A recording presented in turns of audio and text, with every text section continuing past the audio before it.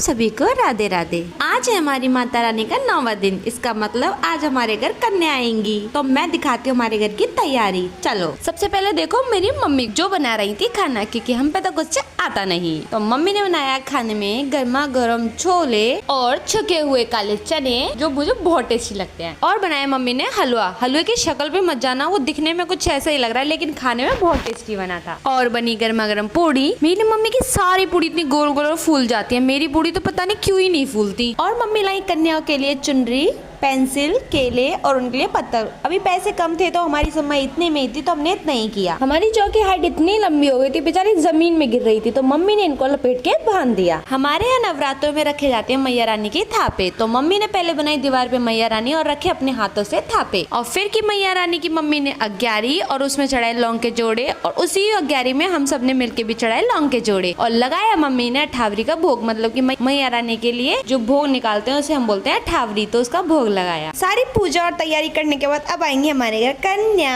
और ये हमारी सबसे पहली कन्या थी जो बहुत ही क्यूट थी और बहुत खुश थी। और एक ये छोटी सी नन्ही सी भी कन्या आई थी हमारे घर। मैं बना रही थी इन लोगों की वीडियो तो ये बिना कहे आप लोगों को हाय करने लगी। और दीदी ने बांधे इनके नन्हे नन्हे हाथों में कलावा और माथे पे लगाया टीका। कन्या के साथ हमारे घर 3 दिन लांगुर भी आए थे। इन सबको खाना खिलाने के बाद मैंने भी अपनी पत्तर लगा ली, क्योंकि मुझे भी लगी थी बहुत जोर से भूख। तो मैं खाऊंगी अब खाना। आप सबके लिए इतना ही। राधे राधे।